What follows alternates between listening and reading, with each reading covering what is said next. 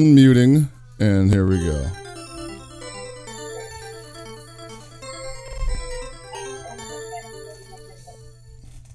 We interrupt our program to bring you this important message. Super Desperation Radio!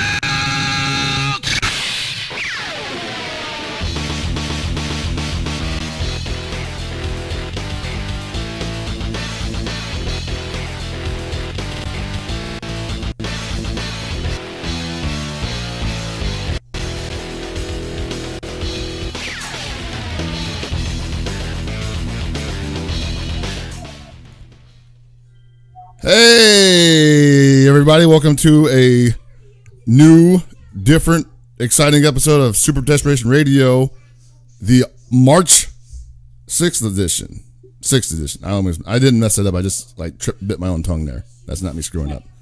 You did. So wait, it's not a screw up if you can't talk? It bit my tongue. It's like, it's an injury, you know? Like, you know, I should, well, okay, it's a screw up, but it's like, you know, like, oh man, he botched it and now his tongue is all bleeding and stuff. We should probably send him a care package instead of, like, you know, digging a hole for him and burying him 60 feet deep. What are we gonna? What? we got, so as everyone knows, Walkman is taking a hiatus from the show due to work reasons. He'll be back eventually, but for now, he's R.I.P. Nate Duck, as you can see. And also, the newest member of the show apparently is Coogie Please. He's also R.I.P. Just drop it like flies, man. How are we going to hold on to all of our co-hosts? Who wants to be on the show? No one wants to be on the show, man. Clearly. It's unfortunate. When I'm looking at chat, I'm pretty sure we can get someone in chat. We can get Marlo in here. We can get Damon. Hey, Damon would be good to get. Why did that name pop up? Why? That's a crazy idea off the top of my head. CPT Damon could come on the show and talk about Mark of the Wolves. Yeah. No. Okay. Yeah.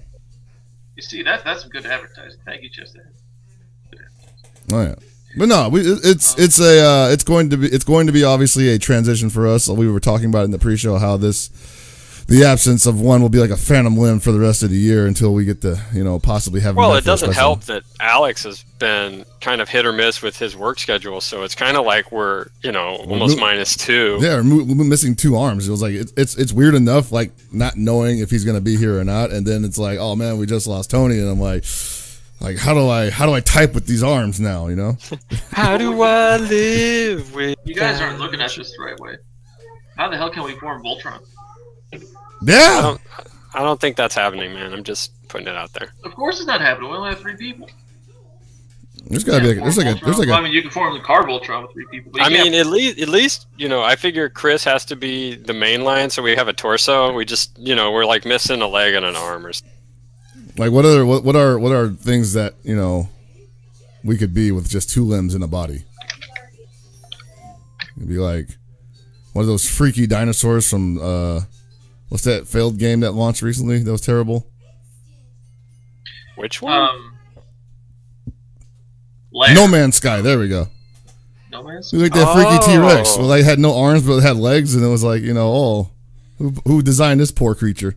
Oh, you know what? Sammy brings up a good point. Much like the WWF did a search for The Undertaker in like '95, we have to go on a search for Kelly. That's what has to happen. Dude. We'll film vignettes as we travel the wilderness of the Northeast of the United States, and we'll just accidentally find Leslie Nielsen instead. I'm okay with that. I'm like totally okay with that. Yeah. The 4th member of the show. I mean, yeah. You know, I'm okay with it. Totally fine with that. It'll of course be Spirit Leslie Nielsen, but I mean, yes. That's still fine. I was gonna say that, you know, we could get our search started early. We get a search started early, but we have to start in a different region of the country because we're actually sending Gibby to Atlanta to start the search at final round. Yeah. I don't know why Kelly's at final round. She probably isn't, but hey, why not start there in the first place, right? Well, yeah, I mean, that's the point. You just start in, like, the least likely place, and then you work your... Look, we're building suspense here. Exactly. I'd be like, when you play Carmen Sandiego, you're like, well, I can either go to Italy, where she hasn't been... I didn't see her, because I'm in freaking New York, or I could stay in New York and assume she did not fly to Italy within 2 minutes. No, but I'm going to go to Italy anyway. Yeah, no, you do it the way I would do it. I can go to Italy, and look for Carmen Sandiego, or I can go to Atlanta and just eat good food. And then accidentally run into it. her. And then accidentally run into her and be like, "Hey, what's up? Give me my paintings back."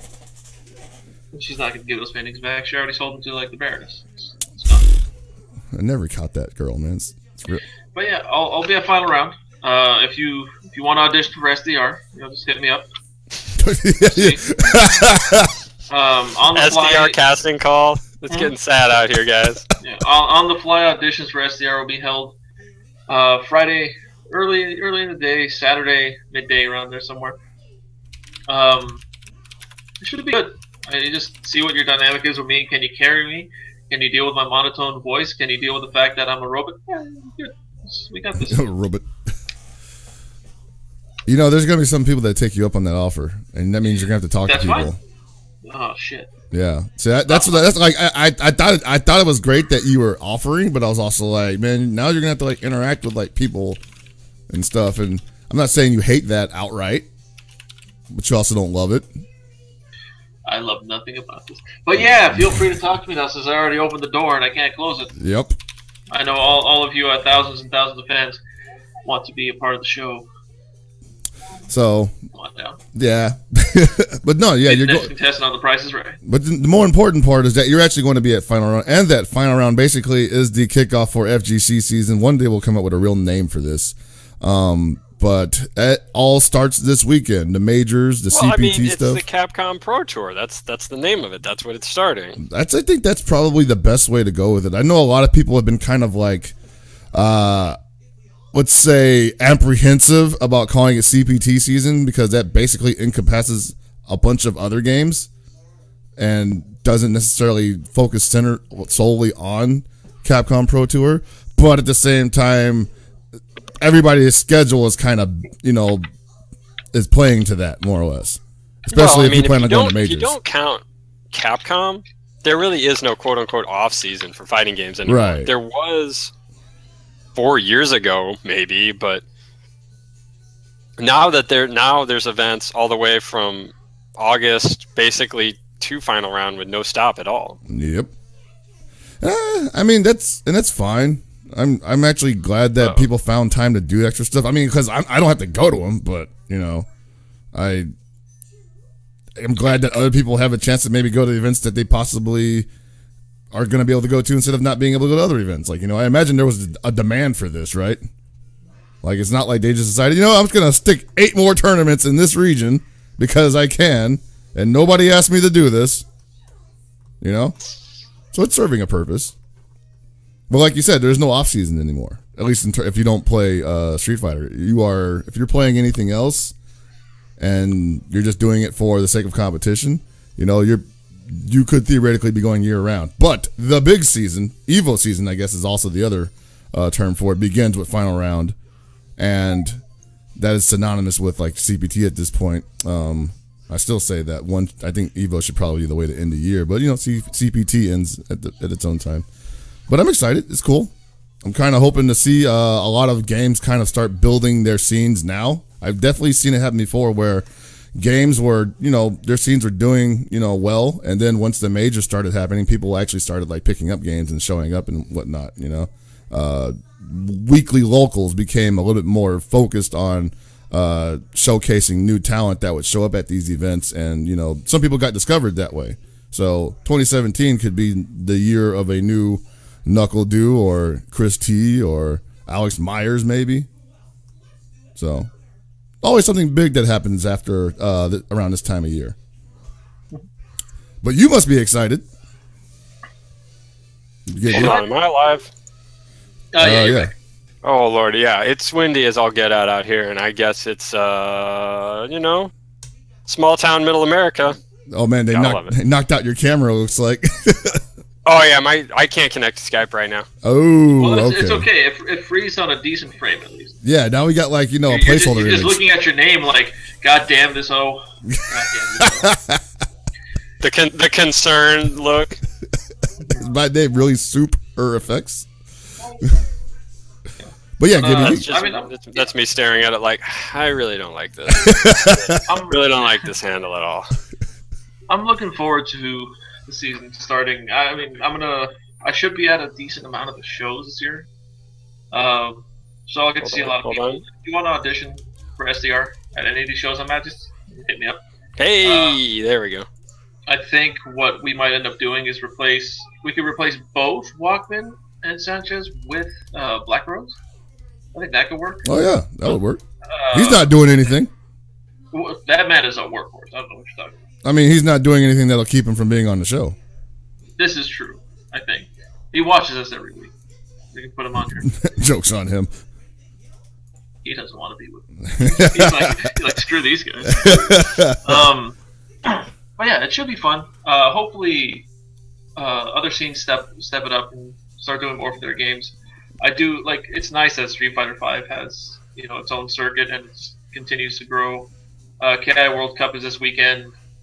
I don't know exactly how they do it. I think the KI World Cup is their biggest event of the year. It's like the Daytona 500 type deal, where they open off with the biggest event and then go from there. I could be wrong because I genuinely don't know how that works. And well, what other KI events are there in that sense? Like, I don't know. I mean, they have a whole circuit of like online, offline events, but I do believe their quote unquote season technically ends with World Cup. Oh, it ends with World Cup? Okay. So it's been going on since. And then I think they just once World Cup happens, then it's kind of like we start over. Is that but I can't remember if it starts technically with right after, or if it's again they just kind of wait until and they like basically wind Evo into it. I looked this all up at one point and I completely forget. I was just wondering though, because like, when this happens, do they go to a new season or is that another timeout? Okay, yeah. For looking at their schedule right now, it says KI World Cup this year. Like I said, it starts off at Texas Showdown. Okay. So that's in April. Yeah, so they basically just start it. They start the new season right after KI World Cup. What a turnover! And at KI World Cup this weekend, they're going to be. I guess they're going to be demoing the new character, Shin Hisako, the spooky ghost girl with geese counters. Man, everybody's got geese counters now. I mean, well, she had them in the old one. They haven't revealed how she's going to play. That's what I'm interested in. Is she a human now? Is she less spooky? Is she more spooky? She seems as spooky, but now she has a sword. It's a spooky sword. So she's got Soul Calibur. Maybe? Oh, Chris, I think my camera's working again, so... Is there a way I have to refresh that or something? Because I'm looking at it, and it's still frozen.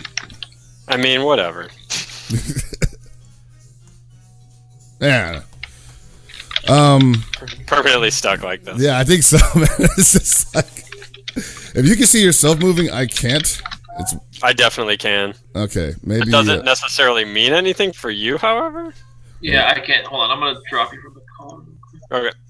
Things are gonna mess up real quickly, guys. But anyway, I'm gonna keep our rating real quick. So man, where were we? Well, KO World Cup is happening this weekend. Something else is happening on top of that, I think. Final round, and that's it. Only those two. See, the reason why I asked this. South by Southwest. Oh, jeez. How about now? Yeah, you're good now. Okay. Yeah. I was gonna say that, like, if those are the only two things happening this weekend, like, wow. The best is the cat and Gibby's elbow is in my portrait right now on the stream. Nice. There we go. It pops right back in. Don't worry. Technical difficulties. It wouldn't be SDR without him. Hey man, I'm working on getting that new rig where we can we actually. Hey man, look, technical difficulties weren't even your fault. It was you know. It's Mother Nature. I'm gonna blame this one on Mother Nature. The lack of compatibility between XSplit and Skype. Gee, I wonder why. Yeah.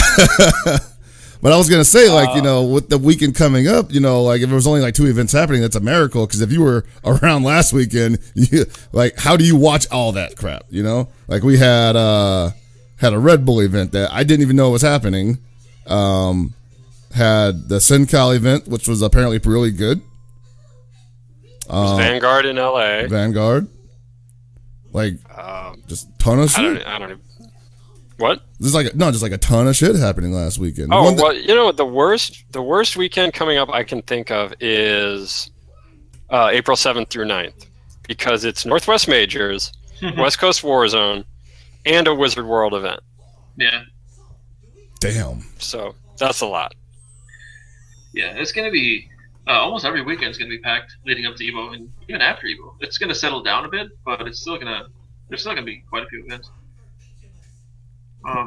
Also Citrus Clash was this weekend too. I didn't even get a chance to watch that. Oh yeah. I didn't watch it either. You know the one. I watched Hacker Fight. Oh yes. I watched bits of Vanguard, and then I watched Central. What was it called? Central Cal Showdown. Sencal Showdown. I think it was just called Sencal Showdown. Yeah. Sencal Showdown. Okay. And those are what I watched. That's the most Street Fighter V I've watched in a weekend in a long time. I think ever. Yeah, every one of those events was running Street Fighter, and yeah, the one that really caught me off guard though was the Red Bull event, and I believe that was New York, or was it? It was somewhere on the East Coast. It was streamed by Beefateki, and they were running KOF 14 at a Red Bull event, which I thought was like, hey, this is really cool. How come nobody seems to know about this?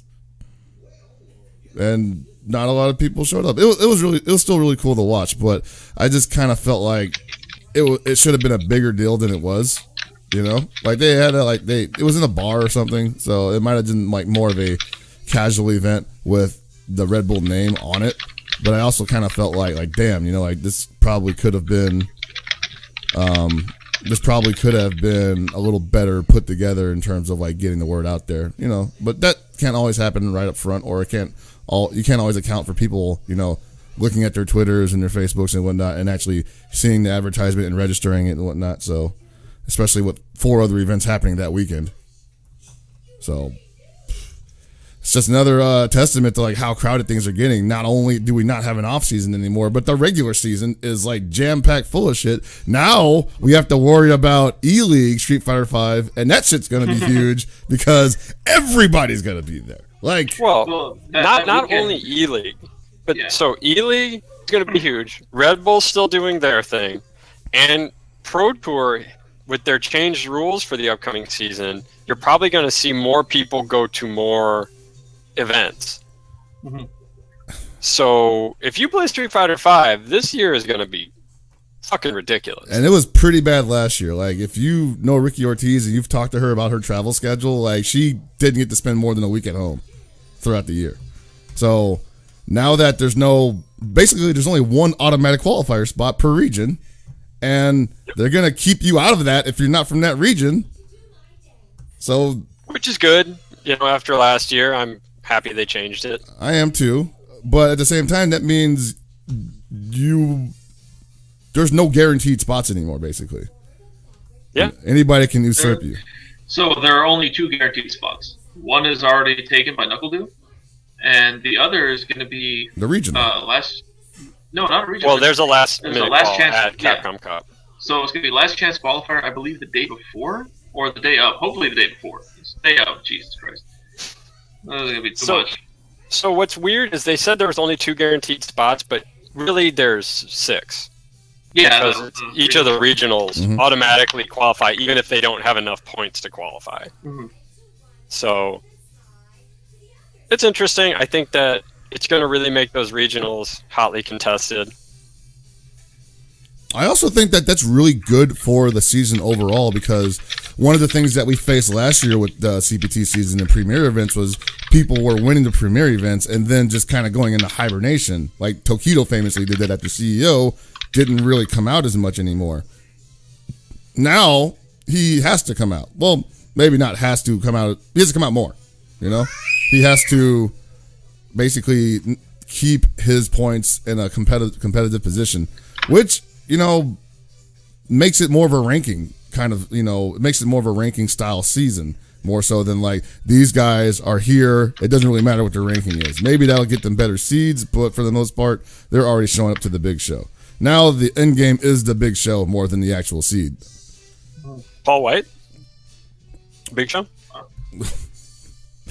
I'm not biting. Too late. I already bit it. Yep. Isn't his official name Paul White, Giant Big Show? Yeah, that's on his birth certificate. Wow. But no, so that's cool. And so I see that, and we have other games that, you know, are trying to reach that plateau of competitive esport fighting game. And I think the one thing I would tell them, like especially people like SNK, that, you know, you don't have to start out that way. You know, start small. I think what SNK did this year, or at least tried to do, was something that they can work on.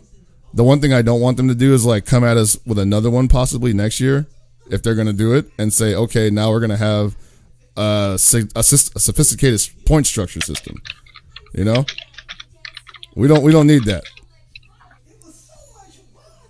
The one weird thing with all this stuff though that's going to come is one of the people I follow, Derek Omni, on Twitter was pointing out that with all the different tournaments now, you don't really, as a fan or even as players now with so many different tournament series, you're not going to really know like what's the biggest tournament. Like some people would still say EVO's the biggest tournament or Capcom Cup is the biggest tournament, but then with like the Red Bull and the E-League and all this other stuff, it's where are people really going to put their focus? And as viewers, who thinks what's the biggest? So it does sort of make things a little bit more complicated if you're, you know, either looking in from the outside or even if you're playing.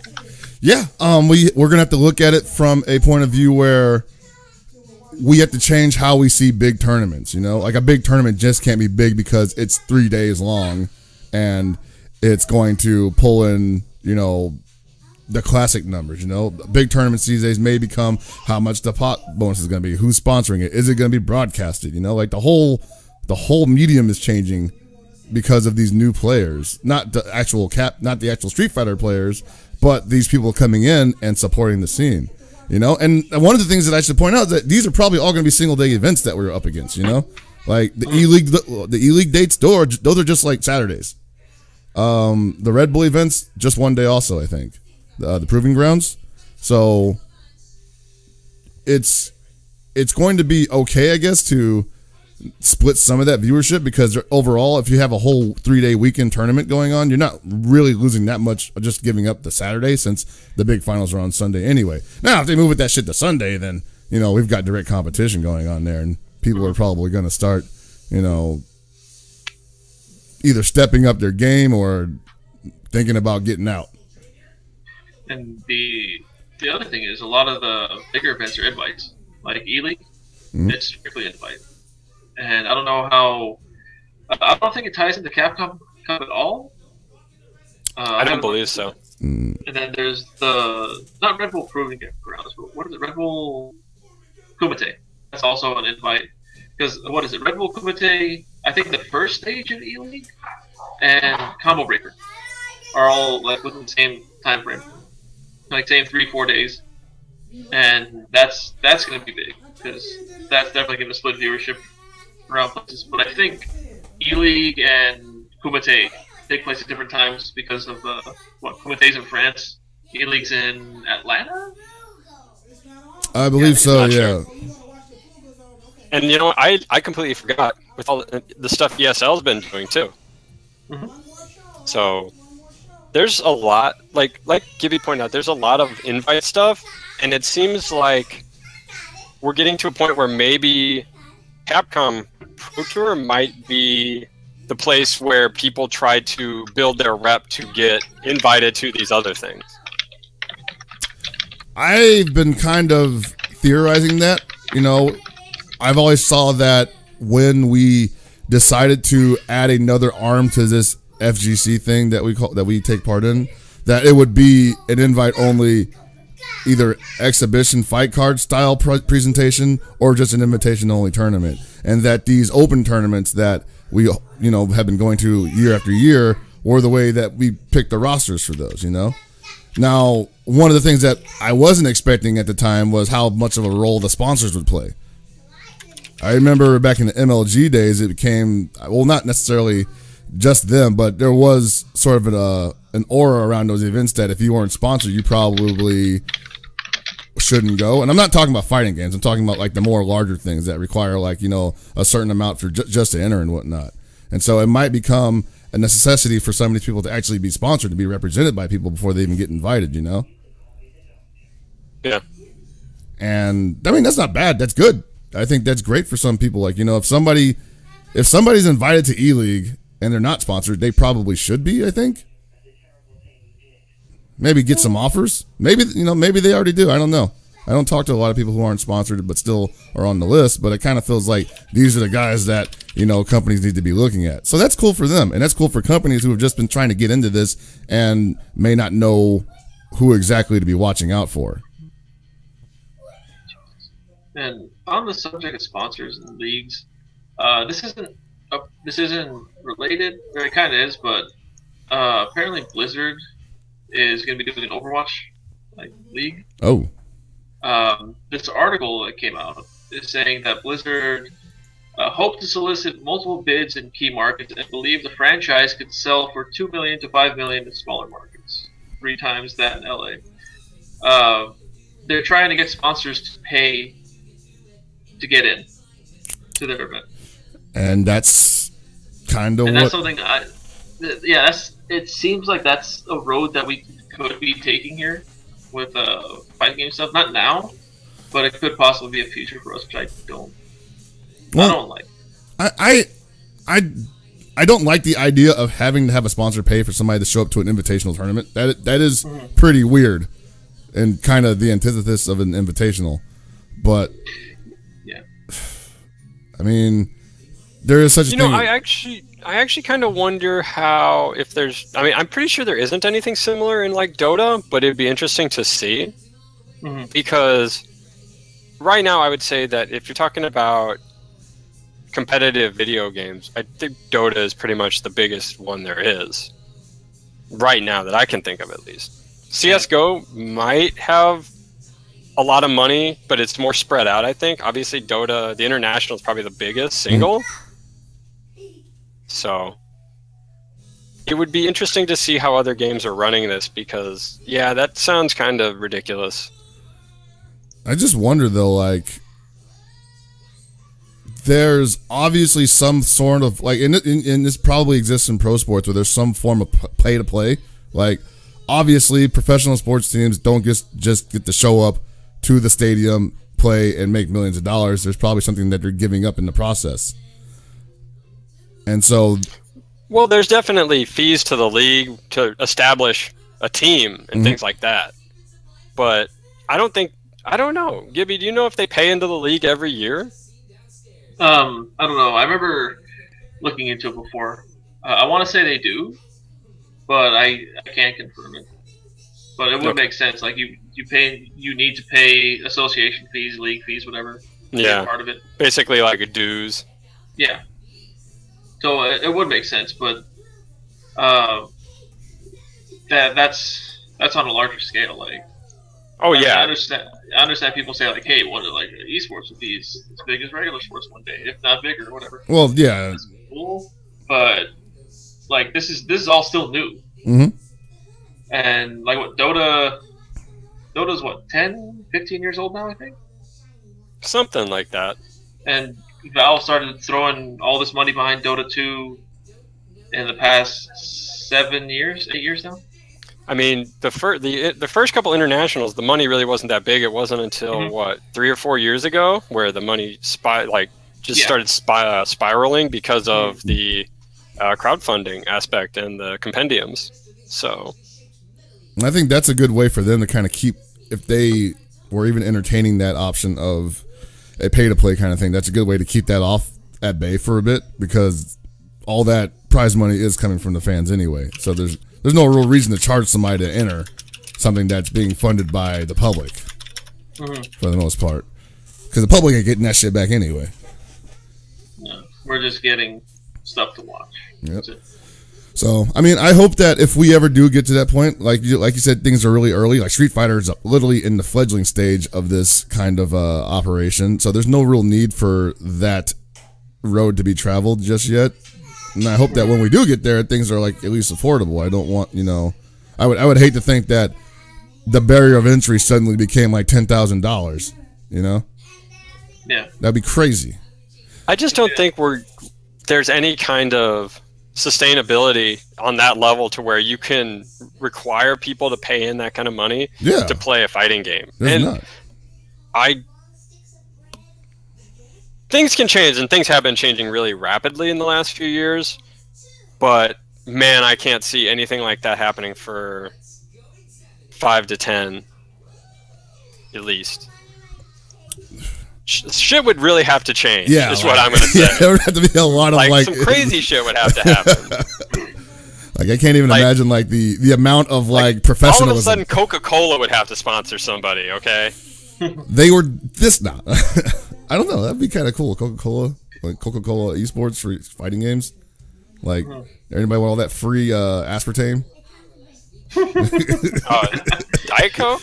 Yeah, man. At this rate, the only player that'd be able to enter any of those things would be Daigo. Yeah. Yeah. Daigo's basically a goddamn NASCAR. When I say that, I mean he is a stock car, and he's just got labels all over him. Like, I forget who all the sponsors are, but he's got a shit ton. But yeah, like it's Daigo sponsors got sponsors. Actually, yeah, probably. I think that's true. Yeah. I mean, like he got a new sponsor this week. What? Let me get it. You guys carry on. Okay. But yeah, so I'm excited for the season. I think we'll be, like I said, I think we'll be seeing a lot of new people popping up. Obviously, the man to beat this year is NuckleDoo, and he's been doing really well at keeping people on their backs. So he's looking to have another good year, a good run of it.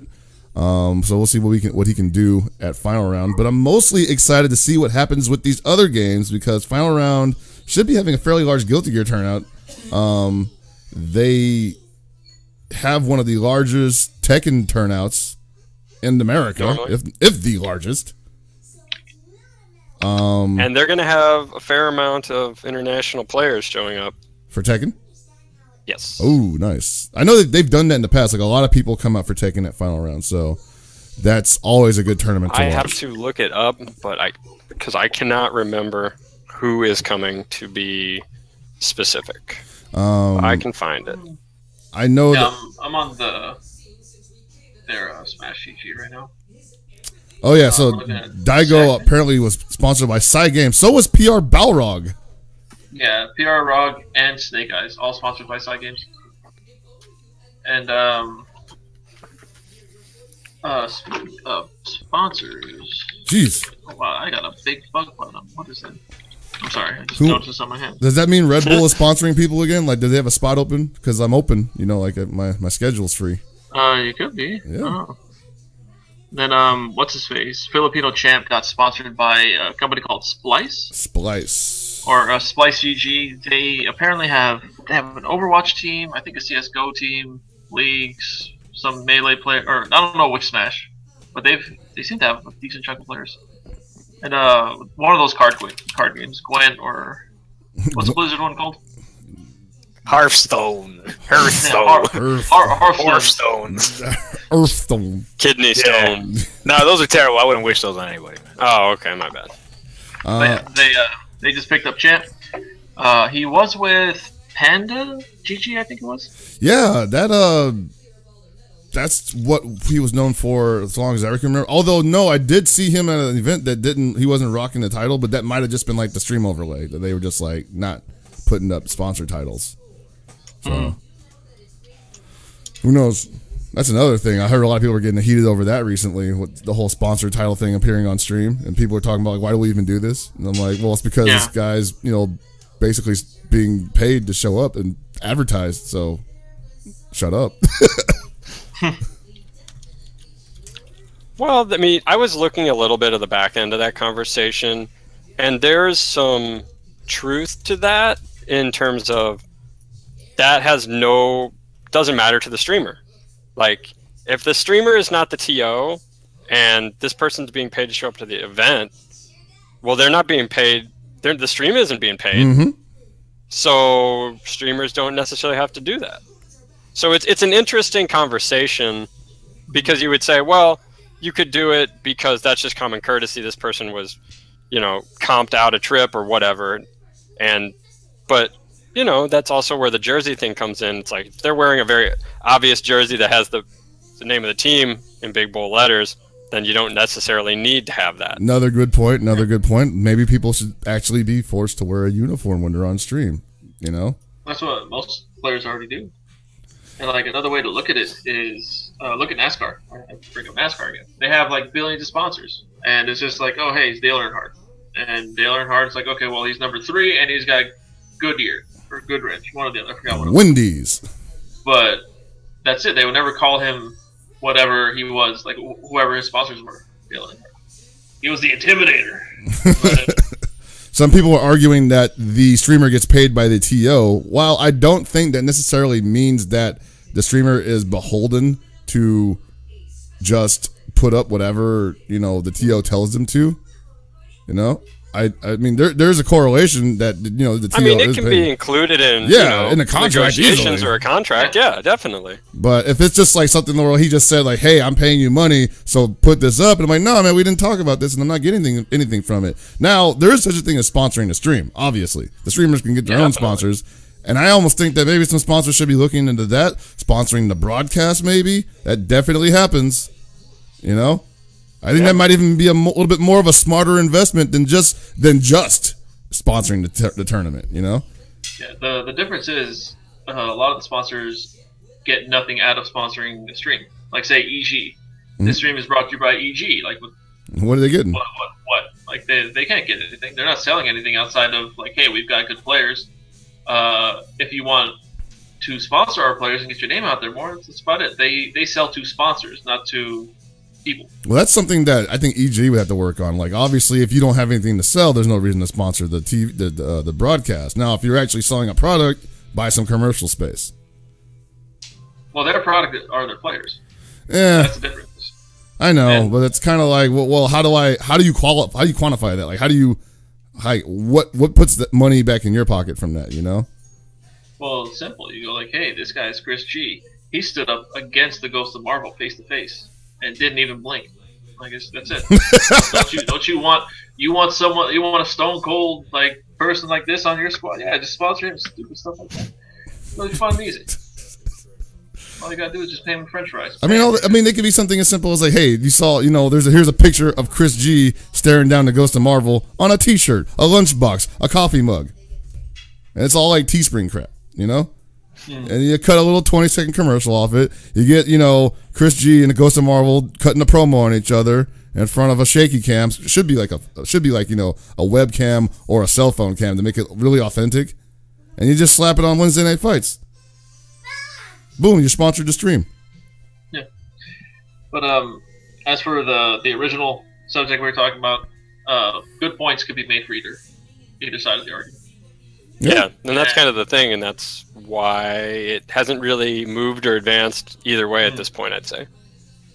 It's one of like somebody just one day like says, "I'm not going to do it. I'm not going to do it until I see something from it," and then we are going to be forced to confront it. Basically, wasn't Spooky technically the first person to do that? Like there was a point where he refused to put any of HE. Was it HE's? That might have been related to some other shit, though. No, I know. Yeah, but still. Yeah, that was related to the whole thing of people hawking products on his stream. Mm-hmm. Yeah, and they hadn't sponsored the stream at all, and he's like up there talking about they didn't promo sponsor codes. the stream, but when he put them on stream, he didn't put their sponsor tags. He didn't do anything to promote the sponsor itself. So it is at the streamer's discretion. I will put, like, you know, if we're gonna go from that example, it's definitely the streamer's discretion to do that kind of stuff, and it is a courtesy. But I also think it's one of those kind of courtesies that will probably be easier for you, especially if you're a new streamer, to follow along with, than to just say, hey, I don't want to do this because I'm not getting anything from it, because you might not be invited back again. I don't know. I figure there's got to be some reason people feel like they have to do it.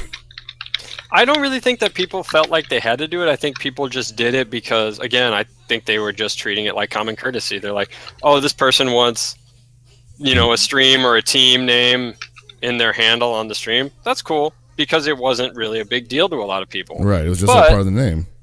But now people are starting to think about it, and they're starting, you know, because some people have also suggested that with putting that out there, it obviously it dates the VODs, and people, worry about VODs as a source of money, stuff like that. And what if, like, people interested in some kind of legal position with that, and they're like, okay, we can't use this name anymore, or we can't use that tag, which means older videos have to be edited, which obviously ain't gonna happen. That ain't gonna happen. Oh yeah. Well, there's that's when you start getting into the weird legal complications. Yeah. Hopefully, there isn't anything where somebody actually owns a handle. Basically, I'm working on it right now, actually, before somebody steals it. We can't call him Hell Pockets anymore. He moved to WCW. Now he's Heck Pouches. Heck Pouch. There you go. Who is this guy? What's Heck Pouch has never seen him before. What's Heck Pouches doing in the Impact Zone? Exactly. Oh my God. So, by the way, going back around all the way back to where we started, players who are coming in from Tekken are Echo Fox's Saint and JDCR. All right. And then Cyclops Osaka's Dogra and Tanukana. Awesome. Yeah, final round's gonna be. I think people were worried, but I think final round will have a good show this year. They famously had some incidents last year with the space, and I think they've gotten a bigger venue this year, or at least a bigger space. Anybody confirm that? I think that's next year. Is that next year? I'm not 100% sure if the venue's the same this year. Okay. Well, yeah. Just looking at numbers for final round, SF5 this is on Smash GG. SF5 is currently at 420. Tekken 7 is 150. Smash Wii U is 110. Ultimate Marvel is 108. Revelators 102. Pokken is 99. MKXL 72. BB-CF is 62. DOA 55. KOF 45. And on down to other stuff, including CVS2, For Honor, Brawlhalla, etc., etc., etc. All right, so the KOF tournament is something I'm going to talk about now, where they had one of the largest KOF 13 tournaments back in 2012. Everybody remembers how insanely hyped that whole room was the entire time. It made me want to go there the next year, but I couldn't even make it. And so to see that year, and remember the first 2 years of KO 13 at final round, and then to see 45 people showing up for 14, it hurts a little bit, Well, you need to remember that year there was 112 people registered. Yeah. And then at the door, they made it up to 172. Right. So it's definitely something that can happen at the door. I get that. But one of the things that we have been concerned about is that a lot of people are worried if people are going to sign up at all for KO 14, and I just want people to not worry, basically. I mean, it hurts not to see it at 45. I was hoping to at least be at 70. But although at the same time, I can't say that 45 is a bad number considering what was actually going on in my head. So, not terrible. So people just don't have to really worry that much, I think. I think we could probably make it up to 70 like I wanted. And that won't be bad. I know this game's been very much a controversial topic for the SNK scene in general. But I think this is one of those games that, as I said before, will pick up steam throughout the middle of the season, because we're going to have final round, then we're going to have NCR, and NCR is going to be big for KOF. Then we'll have Combo Breaker, and then we'll have CEO, and both of those usually have pretty good KOF turnouts. And then we have EVO. I think from everyone I'm talking to, it sounds like a lot of people are going to Combo Breaker. So Combo Breaker or NCR, one of those are going to be the biggest of the year for 14, outside of EVO, of course. Right. And since we're on the subject of final round, Shin Blanca put up a post on Facebook. I forgot if it was from his personal page or the final round page, but he's capping Street Fighter 5 at 512 this year. Oh wow! And I guess pools are going to be ran 256 Friday, 256 Saturday. That's good. I heard Street Fighter was a fucking nightmare last year because of how many people it had. So this year should run smoother. I don't know time frames or anything. They said that's how they're splitting it up. And all the brackets are already up on Smash GG. If a game has fewer than 64 entries, it's just going to be one gigantic bracket, not broken down into pools. I like that idea. So yeah, just go ahead, check it out. It's Oh, sorry. I'm kind of sort of puking in my mouth at the same time I'm doing this. I lost the link for the Smash GG. It's probably Smash GG final round. I'm sorry. Yeah, Smash GG final round 20. Final round 20. Final dash round dash 20. Alright, they have dashes. Oh, no, that's good. You don't. I don't think that anybody wants another 1,000-man situation for final round at Street Fighter V. I would think not. That's crazy. 1,024, please. Big bracket, 1,024. Dude, run it. Yeah, for real, right? I mean, one day that might become the standard, and I think that's a good problem to have. You know, like a lot of people want to talk about how Street Fighter V lost a lot of steam with Season 2's release and everything, and other times throughout the year. But if you're capping it at 512, you're probably anticipating more than 512, obviously. So it's still not a problem. Still not a huge problem.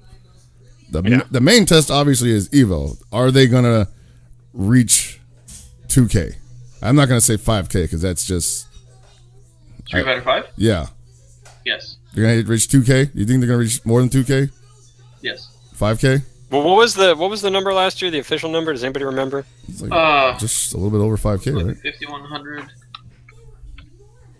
I think it could reach that this year. I think it could hit that. I don't know if it will, but I think it could. It could get more, to be honest. It could. Now, that would be something that, if it did happen, I wouldn't be that surprised. Because it's literally the most talked about game in our scene, you know? And I feel like the same people that were playing it last year still play it and still want to compete. They may be a little pissed off about certain things, but they're still probably going to show up for tournament. They definitely aren't playing KOF, so... I mean, I was going to say, it's like everybody talks about and complains about Street Fighter V, but they're still entering tournaments for it, so... Yep.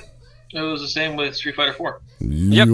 People forget about that shit, man. Yeah, people don't like to say, like, all these people that are bashing Street Fighter 5 are the same people that bash Street Fighter 4. Yeah. I said it's a horrible game, it's a pile of shit game, it's a scrub game, and they played the crap out of it, just like they're playing the crap out of this. There's people that didn't even play that bashed it, and they came up with that name Sleep Fighter 4. Now they're like, oh man, I wish Sleep Fighter 4 was still big. And I'm like, no, you don't. You killed it. Yeah. You'd still be playing it. Or watching it. There's this movement to bring Ultra back, and I think it's starting. What movement? They can just do it. They can just play it. Well, yeah. No, bring it back at tournaments, and that's what they're doing. I know Canada Cup's going to have it. NCR should have it as well, and I'm sure other events are going to have it. We'll see how that goes.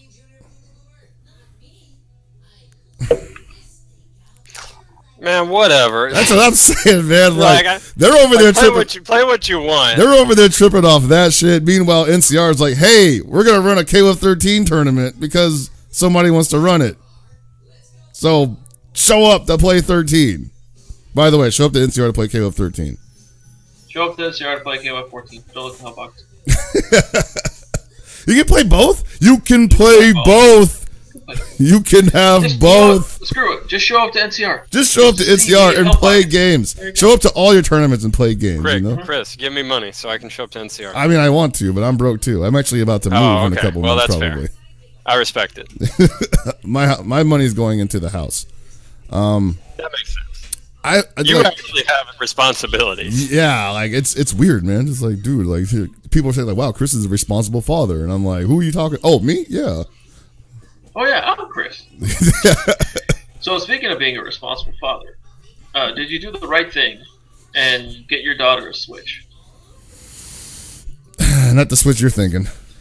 I caught her. Wow. It is a Switch I'm thinking, by the way. Before we go into a conversation I don't want to be a part of, let's just talk about this. I've had the Switch since Friday, and I really don't think it's a console for kids at all. Yeah, no, I think kids are going to break the shit out of this thing. Adults are breaking the shit out of it right now. That's what I'm saying.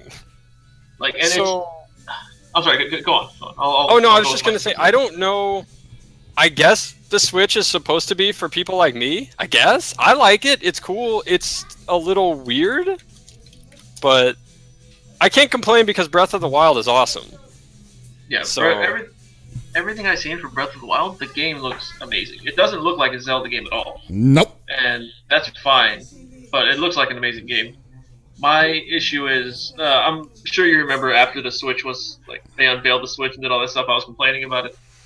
My complaints have grown since then. I'm not going to get into it, but I think out of everyone I know that has a Switch right now, only 6 or 7, and this is like out of 40, 50 people I know that have it, have good systems. Everyone else has a defective console. Wait, what? It's like straight dead? Huge. Some of them are dead. Others, the controls don't work. I guess the system. Paul, how does the controls latch onto the tablet? Because apparently, so basically on the tablet there are like metal slots, and the Joy-Cons just slide into slots and then lock in place. Okay. The thing about it is that the slots on the console are metal, and the tabs are plastic. the pieces that it like slide in are plastic. Okay, that makes sense. So I'm pretty sure that if people are not super careful every time, they're gonna break the shit out of it. Yeah, it looks super flimsy just on the TV. Like, let's look at the commercials. Oh, yeah. I was like, what the fuck? I didn't know that the screen is plastic. Oh, I thought it was a regular Gorilla Glass screen. Apparently, people are scratching their screen by slipping it in and out of the dock. Yeah. Oh, no. I was like, what? My friend was telling me, like, what she did was she put, like, one of these here lens cleaners inside of her dock and, like, taped it on just to prevent it. Because she's already got a big, not a gash, but it's a notable scratch on the screen itself. I'm kind of surprised that they didn't put any kind of, like, foam padding in the dock or anything like that. But that is weird. I think that my biggest thing about the Switch is that, so I don't know how people with large hands play this thing, because my hands are not the biggest hands in the world, and so it works perfectly for me. But I've had a lot of people already say, like, it looks like you know, like when your thumb is almost as big as half a Joy-Con, I think you got a fucking issue. Like, that's what the point. I was looking at that thing just like on paper. It just didn't look like it was made for like a person with large hands or anything like that. And so I was at first happy that they were giving you a regular size controller, and I found out later on it's the same price as the fucking game. Oh yeah, dude, it's $60. Jesus, man. Yeah. You know what I think it is? I think the whole thing is they don't have Gorilla Glass, so they don't want Gorilla hands holding little Joy-Cons. No, you know what it is? It's that freaking, like, the Japanese, like, one-size-fits-all crap where you're just like, oh, you want some Japanese clothes? You better be a freaking, like, Oompa Loompa or something, you know? Like, well, and the other thing, me, kind of talking about the plastic screen, I can't think of a system that had a glass screen. Maybe the original run of Vita had a glass screen? Chris? Yeah. But I know that the newer versions of Vita didn't. I don't think. Because my thing with this, it's a tablet. It's just a tablet. Yeah. It should have a glass screen. Like, it really should. And it is touchscreen, right? Yeah.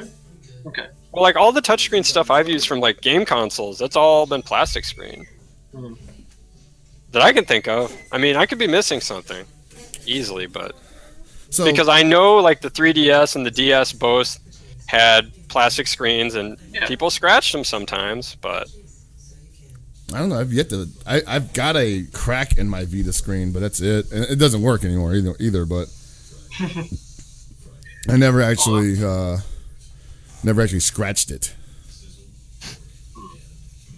I cracked it on my way from the. What's up? My thing with the console, and I'm sure plenty of people feel the same. Like, so as we said, Breath of the Wild just looks like a phenomenal game. It is definitely a system seller. It's not enough for me to get the game or to get the system. I have no interest in getting the Switch right now, but I'm sure like a year, 1 to 3 years, there's going to be stuff on there that I'm going to want. And I'll eventually get it. I just refuse to buy consoles on launch. If only it's probably a good choice these days, I'm not going to lie. I definitely look at Breath of the Wild and I'm like, this looks like a great game. Looks like something that was done by Level 5, obviously. And it looked like it could have been on PS4, which is, you know, not here or there. It's on Switch and Wii U, so that's not even a real argument. But the thing is like, I look at that and I'm kind of just like, oh man, well maybe someday it'll get a port somewhere else. You know, maybe Nintendo will finally step into the new era And Nope. Nope. And then the other wish was all like, okay, well, they're probably not going to do that, but maybe they'll have a great library. But in the meantime, that's going to take a while to start really building up that kind of trust with the fan base. So what they do have is a very robust library of handheld games that kind of work in line with the idea of the Switch, which is, playing on one peripheral while also being able to plug it into a big screen TV and whatnot. So it seems like there would be some kind of virtual console compatibility or even ability with the 3DS library. I was hoping for this, obviously. They said they're not going to do anything like that, so it's kind of a wasted opportunity in my opinion.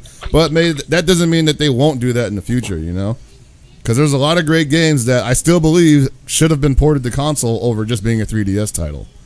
So, maybe. They ported a game called Nam 1975 from the Neo Geo to the PS4. That's all that matters to me. I got that. When the hell did they do that? Oh, recently. They did that like 3-4 days ago. But you know what I'm excited for? They just announced it. SNK just announced it. The Garo Battle Archives 2. Oh, I have that on PS2. Yeah, now they're gonna put them on PS4. Yeah. No, you know what I'm excited for? Ukulele. Ukulele? What the fuck? It's by the people who made Banjo-Kazooie, but they can't use Banjo-Kazooie because it's owned by Microsoft now. Holy crap. It's basically like the original team. They got the people who did the music for Banjo-Kazooie. Game looks fucking awesome. If you like rare collectathons. If you don't, you're going to hate this game. And this is going to be on what system? It's going to be on everything, actually. Oh, cool. All right. So. Oh, and just a brief aside. Is this game a crowdfunded game at all, or how's this game working? I do believe they crowdfunded originally, yeah. I don't know what they used. I think it was Kickstarter. All right. I want to segue into a little bit of frustration that Hell Pockets and I have been having. Oh my God! Is it time already? Oh, you guys gonna talk about River City? Oh my God! We're gonna try to make this short, but I won't. As many of you know, okay. As many of you know, we've been pushing River City Ransom Underground a lot, especially last year, and the game just released last Monday. And boy, is that game a waste of money right now. Like, is it just buggy as shit? It's a lot of things. It's a lot. But buggy is definitely one of the things it is. You can't play multiplayer because none of your character progress gets saved. You make money, you get experience points, none of it gets saved. So what ends up happening is your story progresses, and you deal with enemies who are like way too beefy for you to deal with. They're just beating the crap out of you. Inputs don't register all the time. Moves don't come out all the time. Moves aren't. It has a move list, and a good chunk of these moves are just wrong. It doesn't tell you how to do them right. The AI is input reading AI.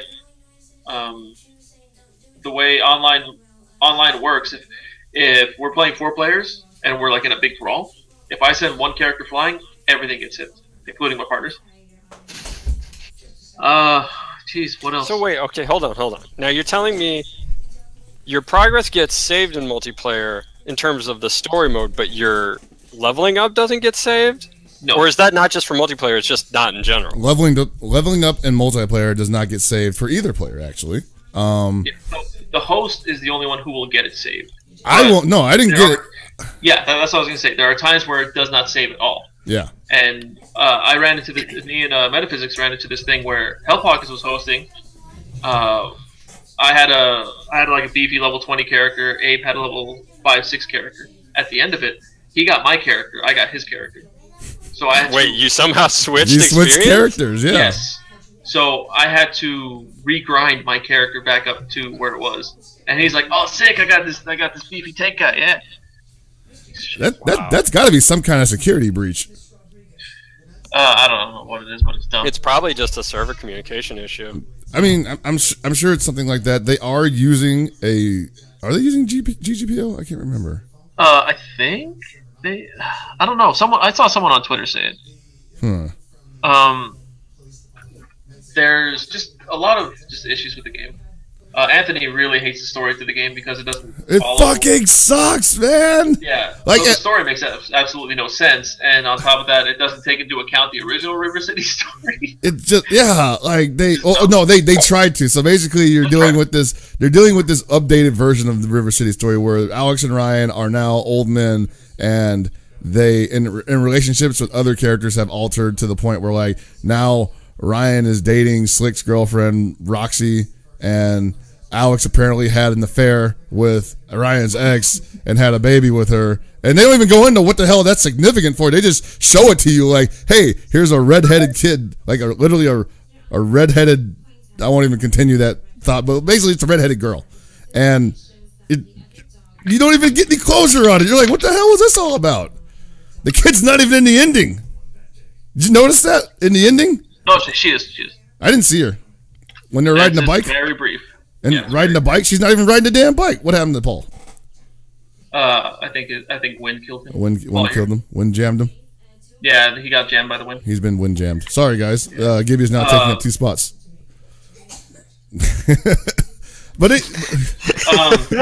Yeah. So basically, there are plenty of issues with the game, and for all like the good things I'll give it, the sprite animation is great. The game looks really nice. Could look better. Yeah, he's dead again. Shit. But there's just so much wrong with it, and they can definitely fix the game. They can fix it for sure, and it'll be a decent game. But right now, it's awful. It's awful. It's just bad. Is there any kind of like communication that they're doing any kind of progress into making it better? They are actively trying to fix it. They have been coming to other people's streams and watching and seeing what their their grievances are and whatnot. So they are trying to fix things. But the thing is like, all right, so I've been following the forums. Like, hold on a second, I need to get ready for this. I've been following this game since I invested in this game. I invested about $15 in this game, which I'm never gonna see again. And I got access to the forums because of that. So I've been following the forums for like 4 years, just seeing how they have been going through this whole process of making this game. And so I want to let everybody know that when the game was originally announced, they were working on something, but it was on a different engine. And halfway through that, they decided to switch engines completely, which required them to rebuild the game from scratch. So that's why that game took an extra 3 years.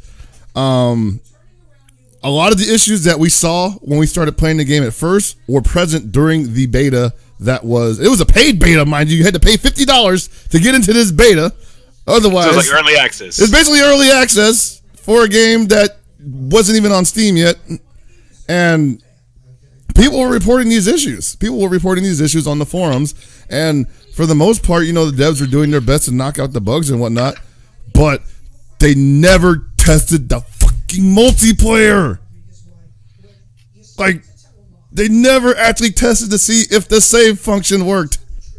Which is really concerning, because I think a lot of the appeal of those kind of beat 'em ups is the fact that you get to play it with somebody else. Yeah, like that was the one reason why we wanted to play it, because like everybody could play together, we could stream it, and then when we're done streaming, we could go and take our save characters and freaking grind out new stuff, and then come back together later on and be like, hey guys, look at this cool move I got. Like, I can't even do that now, because I'm like, remember that move I had when we played last night? I lost it.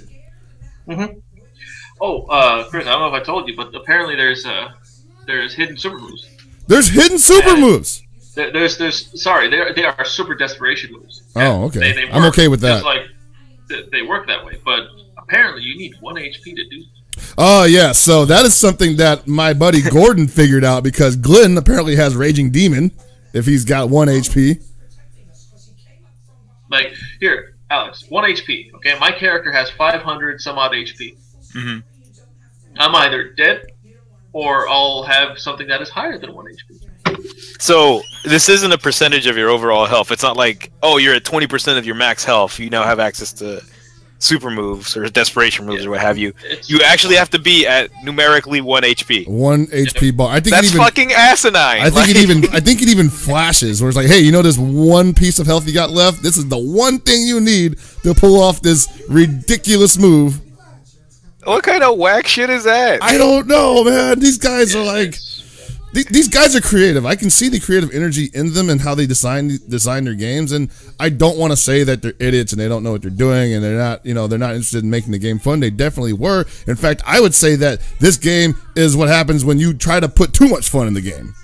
That's the thing, though, is that I can't understand the rationale behind making a hidden move or like a super move so hidden that it becomes prohibitive. Like, obviously, they put the time and effort for people to see them, right? Mm-hmm. And I get the rationale of maybe wanting them to be kind of like a rare case and almost like a deciding thing if you happen to be in this critical health where you can make a nice comeback against like a crowd of enemies or like some boss character, I figure. But why would you make it a flat number that's super prohibitive? Like, so I'm assuming there's like health items that you can pick up, right? You can buy them. Yeah, okay. That's another whole fucking bag of things I'll get into after you're done talking about this. So the question I was just gonna get to is like, is it possible to like play early on and just keep yourself at 1 health and try to play the game through that like the entire time? Yeah, I mean, if you could, you're dying. You probably will die. You probably will die. Especially like maybe like not even 1/3 of the way through the game, the difficulty ratchets up so high that you're just like, I actually can't fight anymore because the fucking AI just suddenly learns footsies on you, and the AI gets those John Choi footsies on you. Yeah, they get the John Choi like, input reader. They sniff that you're about to just do raw like special, and they're just like, nope, I'm backing up, waiting for you to hang yourself. And then like, I'm just gonna stick out this zoning jab and just watch it get DP'd. Like they know that you have the move, and they're just like, I'm reading this distance perfectly, man. Like you're gonna have to work for this damage, and you're an idiot, right? Because you're playing like a brawler, and you're like, I'm an idiot, and I just want to punch things, and I just did this really cool move that if it doesn't hit, I'm fucking screwed because it's really long and has like 800 frames of animation. And meanwhile, there's a guy behind you that just throws sand in your face, and it stuns you for like 20 seconds, and then the guy in front of you walks up like, okay, now it's my turn, and he punches the shit out of you. Mm-hmm. Galactica Phantom, literally. Oh yeah, the guy, it's Galactica Phantom of Brass Knucks. It just fucking like knocks you on your ass, and you just as the player, you're sitting there wondering like, where did that go wrong? Like, am I playing this wrong? Am I bad at this game? And yes, you are bad at the game, but at the same time, the game is not doing anything to teach you how to be good at it. No, that's actually true. It's not doing anything because when you oh my god, when you want to buy new specials, you don't know which ones you can buy. You suddenly have $50, you want to go buy this special that you don't know what it does, but it has a cool name like Boombox. So I'll buy the fucking Boombox. It's $15. I'm sorry, you're not the correct level for this move. Well, what is the correct level? We can't tell you what the correct level is because we don't know what the level. Alex, you're telling me you can buy specials outside of your level range? You can't. No, you cannot. You can't? But they won't tell you what the level range is. Yeah, there's a hidden level rate. Like every special requires you to be a specific level, and then some specials require you to have a prerequisite special. But there's no info on what is what. You just have to go in there and buy, and they'll tell you whether or not you can get it. And this, so it doesn't even. So if it happens to be like a skill tree special, where like let's just for the sake of example, just like like this is a Rekka series, like here's big punch and here's big upper. Mm-hmm. If you want to get big upper, it doesn't tell you need big punch. No. Nope. So you just go in blindly. Like we're worse than Nintendo days. Like yes, we are 100% worse than Nintendo days. Like yeah, that's what I really fucking want in my retro nostalgia games is the fucking like obtuseness of fucking old video games. This is incredibly obtuse. So, like you are looking at stuff that like you would assume that the more higher once you realize that there is a level cap for these things, you would assume that the more expensive things need you to be a higher level. They don't. You can buy them at lower levels. Boombox is $15. Meanwhile, Windmill is $35. You can buy Windmill before Boombox. This makes no sense. Makes no freaking sense, right? None of this is intuitive sounding. And not only that, there are 3 shops where you can buy skills, and you do not run into them. You run into them in chronological order, but they do not always give you things that coincide with your growth. So you could end up going to a shop and being able to buy everything. But the shop you ran into before won't let you buy shit. What the fuck? So it's like, why did I even come here? This sounds more unsatisfying than having to play the bouncer like 5 times in a row to unlock everything. I mean, at least for like with the bouncer, they kind of had like a working like tutorial system maybe like the text on the screen at least was informative enough that you didn't feel completely lost. Well, the thing with the bouncer is that it told you everything. It was just a 20-minute game. Like, oh yeah, that's true. It was a decent enough game. Like, you just got to the end of it and you're like, man, we're in space. I wonder what fucking crazy beat 'em up adventures gonna go on next. Oh, it's over. Cool. Shit, I hope I didn't buy this. Oh, shit. I hope this was a rental. Yeah, but this sounds so fucking frustrating. Like, I feel fucking sorry for you guys. I feel bad, actually, like, because this is y'all's shit. We tried to do this for an entire week, and one of the things that almost broke me. It wasn't the game eventually broke me, yes, but the one of the things that almost broke me was also move related. They give you a move list of the stuff that you get, like the stuff you buy that you were able to buy. It gives you like in the pause menu, it gives you like the move list basically and how you do it. It's inaccurate as fuck. There are things in there that must be done after a certain move. I'm like, well, I don't have that move in my repertoire. Well, then I guess you just won't be able to do the move. And then you find out later on you can do the move because the fucking description is wrong. Wait, so they got their own move list wrong? They got their own move list wrong, man. It's like papers everywhere, man. It's like, fuck it, we'll do it live. Like, what year is this that any of this is okay? We'll do it live, damn it. Oh, my God. There's Chris, they're talking about the milk thing. The milk crate, the milk quest. Like, yeah, so this is a real thing of beauty right here. They got this thing where, like, you basically got to carry this bottle of milk, and it's the only item in the game that if you drop it, it breaks. And you can still use it as a weapon. Yeah, you can. So, the biggest annoyance with it is that you have to carry it from map to map to map to map to map.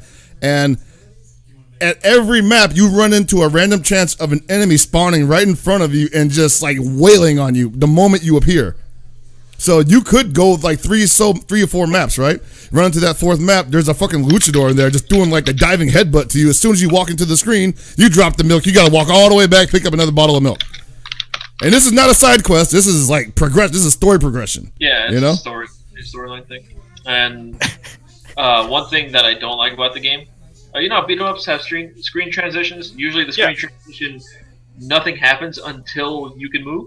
Yeah, it's like the old Mega Man door version. It just kind of freezes for a moment. Mm-hmm. Yeah, in this game, you can't do anything, but the enemies are active right away. So are you serious? Yep. Yeah, so you got this bottle of milk, you're holding it over your head, and then you just got this big ass jock with his just like tighty whitey and whatever, just like he serious shit just dives into you and hits you before you can do anything. Yep. You can't do shit. And it had like, it happened to me. I was doing the thing for like about an hour by myself, and I was just getting annoyed. I wasn't mad. It was just figured it was the dumbest shit ever because I was just walking to a room and then just get hit. I couldn't do anything. Like, I had no time to react. I had no time to put down the milk. I also ran into a lot of invisible walls. Oh yeah, if you run into a wall, you drop it too. So. Mm-hmm.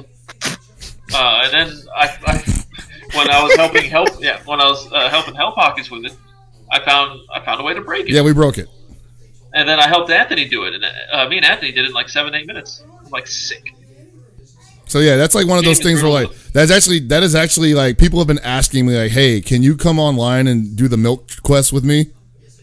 And I'll be like, yeah, sure, because literally all it is just like one guy holding the milk. And both people go to the next map. The guy holding the milk immediately exits the map because it takes 2 people to switch screens. So he just disappears. The other guy runs to the other side of the screen. The guy holding the milk comes back out, and then you basically trick the system into thinking you both exited from the same side, even though the guy holding the milk is still exiting from the entrance to the map. Mm-hmm. They threw us a bone, basically. So this just sounds like the most fucking annoying escort mission of all time. Yes, it is. It is like exactly the worst shit I've ever played as far as escort missions go. Fucking the milk. Fucking clown ass shit, man. Like I don't. We have questions. Sweet. We have 4. I don't know what is this. This is 4 questions. Benny just sending us all the questions right here. What is those? Is it a series of questions? Who is this? We got followers. We got questions. Oh, that's Game Goons. Never mind. Yeah, so the first question is from Reiki a couple days ago. Fucking A. Save him for Monday, man. Jesus. Reiki is just, he's You read that. I can't find it. Reiki says, early question. With online tournaments for King of Fighters 14 on the rise, what are the next steps for growth? And then the follow-up, he's saying he meant more towards making online tournaments more attractive and viable as a medium. Sorry, what was that? I'm looking at other questions. Basically, what's the best way that we can grow online tournaments? Have them.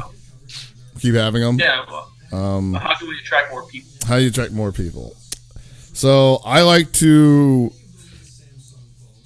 Well, I won't say advertise. That's pretty vanilla, but like, I like to just show them to people that aren't possibly even into fighting games usually. I just kind of get used to advertising your stream more or less, or if you're even gonna have a stream.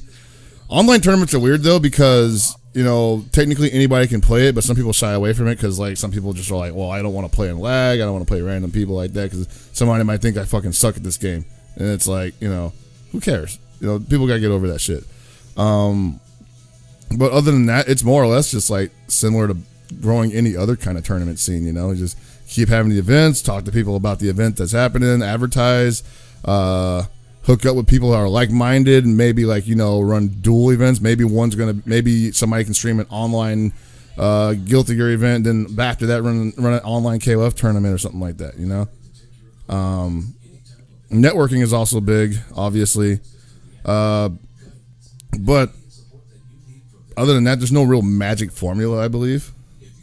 If people want to play, they're going to play. I don't think you should have to convince people to play.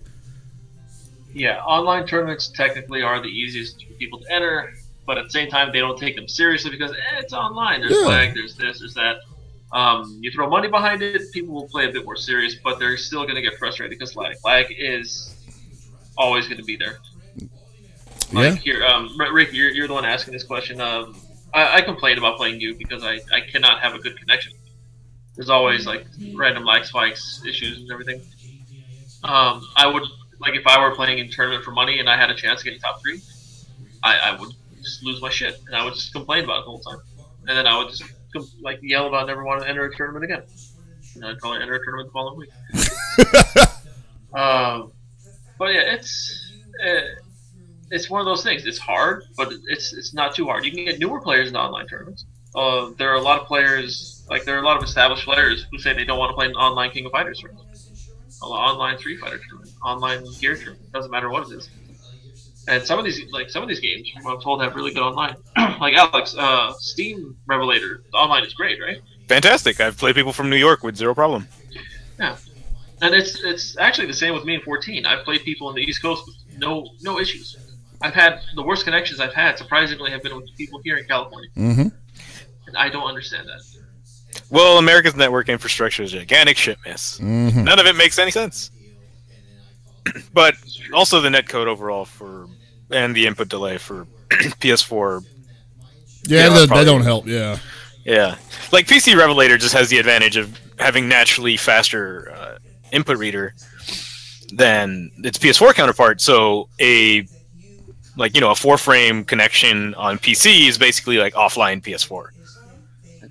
So you get really great fucking connections, because when I was playing the East Coast, it was like 4 or 5, and it's I'm not having any input complaints. I'm not fucking getting scummed out by a 40-frame overhead over and over again. I just felt like I was playing normally. But kind of going to Reiki's question, I honestly, as someone that isn't the biggest on online tournaments, just for the same kind of reasons Gibby mentioned, if you're playing for a prize, it fucking sucks if you get pretty far into the tournament. Let's say you get into top 3, and all of a sudden you play some fucking guy from bumfuck Alaska, I don't know, wherever the fuck they barely have network infrastructure, and he seems to be decent, but suddenly some key moment it lags out to fucking 400 frames of lag, and it's I could have blocked that fucking verse grippy hands, but instead I lost. But it's online. Yeah, and it's online. So what do you have to do? You just have to hold it, right? the one thing I would give as a suggestion or as an alternative is kind of what Silva has recently been doing for Guilty Gear, where you have sets of players just play each other. You kind of just confirm that they have a decent connection to each other, and then you just use them as a small exhibition. And what's been great about this is that these have also been moments for people that are not regularly commentating to, just, bust their chops at this shit. Just get the practice in. See if they maybe want to do this more often, or at least get their insight for this moment if they happen to know like the ins and outs of a particular matchup. So you get interesting matches, you get, pretty good commentary with the insight from players that know one side of the matchup or the other, and it happens on a pretty regular schedule now. Like, I think that might be more intuitive to get people into the game. Like, honestly, there's a ton of people that play KOF that might play pretty interesting teams that we never get to see play, just because, it might be prohibitive for them to get to tournaments, it might be prohibitive to play on online tournaments just because of the scheduling. But if you hammer out the details of when they're free between that person and, like, somebody else, it'd be great to watch them play a set. Like, fucking Batman out here is probably one of the more interesting players you get to watch to play KOF, Four Leaf. Mm-hmm. We don't know where Four Leaf is at any given moment. Like, he exists in the ether. But I'm sure if he can schedule some time with him and then find somebody that, like, would be cool to play against, like any of the Colorado guys, that'd be neat to see. And just watch those two play styles fight each other. And have some insight for it. Like, I'm not necessarily not saying you have to get the best of the best. Like, you can get Abe, you can get anybody else to commentate KOF, but maybe give somebody an opportunity that wants to get better at commentary. Just use this as a chance. Hey, and guess what? If it works out and you do a decent enough job, you can use it to your fucking reel. Wow, you just described our whole plan. Yeah. Damn. Because it's a very simple plan that I've been talking about forever. Mm-hmm. No, I'm just saying. We're gonna do it. Don't worry. Well, we're already doing it. I mean, we're already doing it, but yeah, we're gonna do it live. But yeah, it's I don't know. And the other issue with online tournaments, a lot of people don't take them seriously. Just period. Like, it's like, well, he won an online event. I don't get why he's here. Like, what? How come an online event got him as a qualifying spot and shit? And then Benny, I'm looking at your question. God damn it. You want to run it? You want to run it? This is the 4-part question. It is. I'm only playing the first part, though. We can read the other ones in If you know about SNK Pachinko Pachi slot tiles, which one should be remade into a proper video game? Muy Muy can be a candidate. What?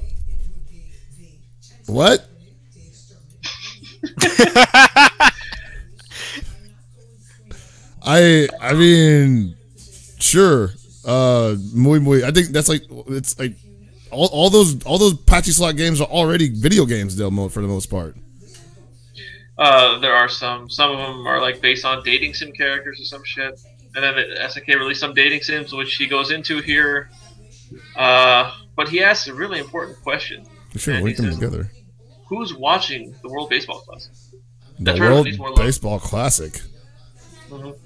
So the World Baseball Classic is basically when the Olympics dropped baseball. The MLB decided to hold the World Baseball Classic. It's good every time it happens. It happens every 3 years, and it is good. I'll probably be watching it. I don't know. I don't have TV. I don't have cable. Find another way to watch it. I will not be watching it. I have no interest in sports until September. So. Nope. All right. Got nothing. And we have another question from a good friend of the show, helped carried us a few times, DJ Cream. He says, while watching Koogie's beginner excerpt streams, he plays some old school combo vids. What are the cast's personal favorite combo music videos? Ooh. So I don't know what mine is, or what the name of mine is. It was an old Slayer Reload video that went black and white and had some like crazy ass metal on it. It's the only thing I can tell you. It wasn't the Queen one? I don't know. Do you have a link to that? Give me a moment. Okay. I can't really pick my favorite, but I can definitely pick one of my early favorites. It was a CVS2 combo video from combovideos.com. There you go. That's vintage. There you go, Gibby. Check that out. I think this is the one you're describing.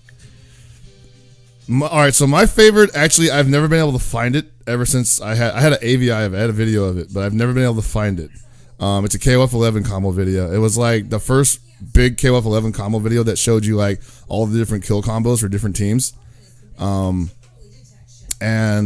it was set to Saishu Saitama Heiki doing a Super Robot Wars song. I don't know what song it was. It was like freaking 15 minutes long though. Dude, yeah, that was like my shit back in the day. Pretty much a lot of old KOF 11 combo videos are my shit. No, this one isn't it. Isn't it? Yeah, this is one of my favorites. Dead on Time Slayer for Accent Core, but my all-time favorite is Third Strike's Power Strike.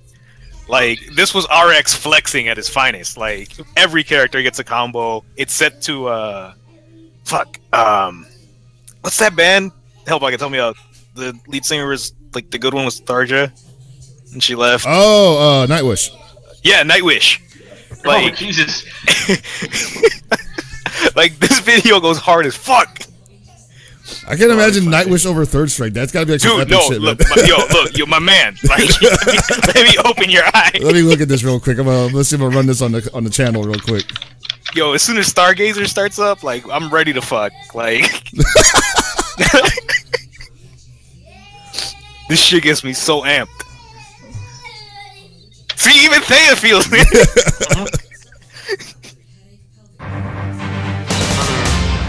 There was a Mark of the Wolves one that I enjoyed. It wasn't the greatest combo video, but it's I think I've seen this before. Yeah, it's Power Strike, dude. This shit's sick as fuck. I know exactly what he's talking about. Look at this editing. This is like some really serious fucking epic editing, and it hasn't even started yet. Yeah, right? Like, I mean, we haven't gotten even audio yet. Like, I'm expecting Daniel Day-Lewis to come out. That's how serious this shit is. Oh, that's good shit. Dude, the motion blur on the Seraphic wing, on that black and white Seraphic wing. This is so sick. Oh my god, dude. What the fuck? Hey, if you don't rock out to this Nightwish song, you can go fuck yourself. We ain't friends. We ain't boys. Yeah, we ain't friends.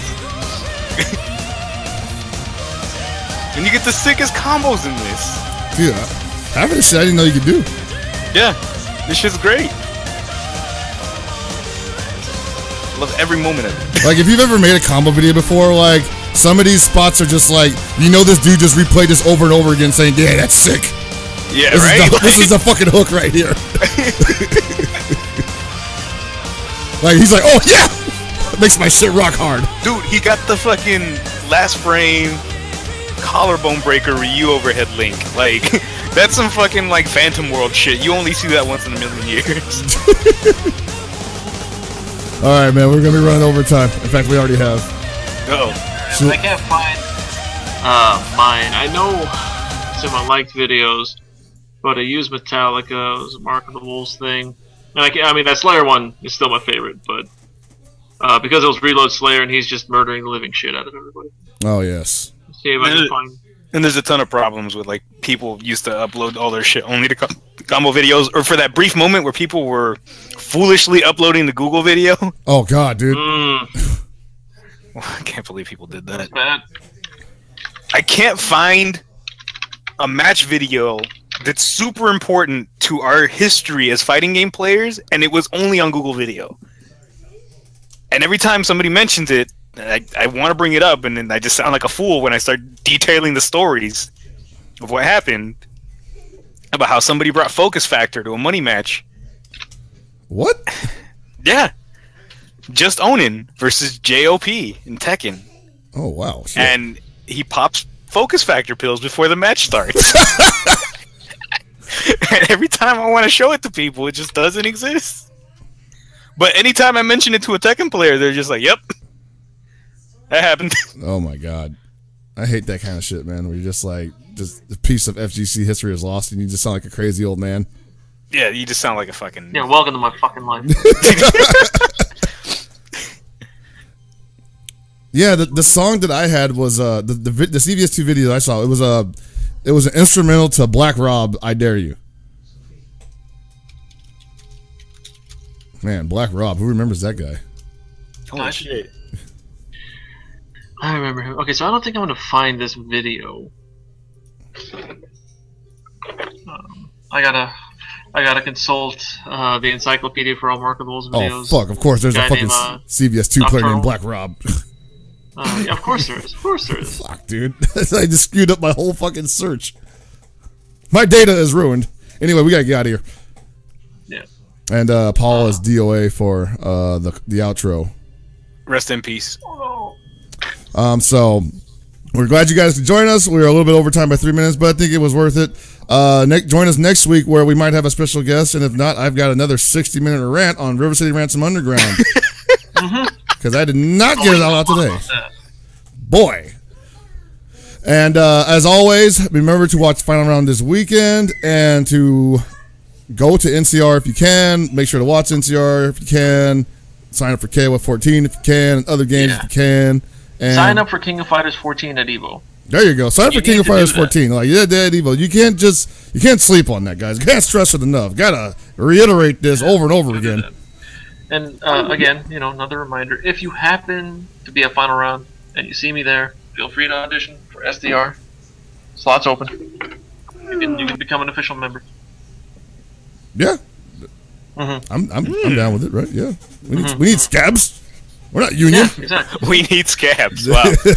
I'm not okay with any of this. All right. Good night, everybody. Trust me, I don't have one. Like, just tell them good night. Good night. Fuck you. There you Fuck go. you. Yeah, I don't have anything still clever. Baba boy, Howard Stern's penis.